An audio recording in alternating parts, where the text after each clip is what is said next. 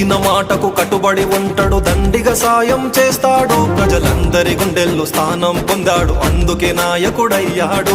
కష్టం విలువ తెలిసిన మనిషిగా ఆపదలో సాయమవుతాడు, జాలి దయాగుణం కలిగిన మనిషిగా జనం మనసులో ఉంటాడు.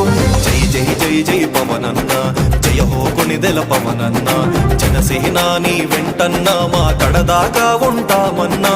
జై జై జై జై పవనన్న, జయ హో కొనిదెల పవనన్న,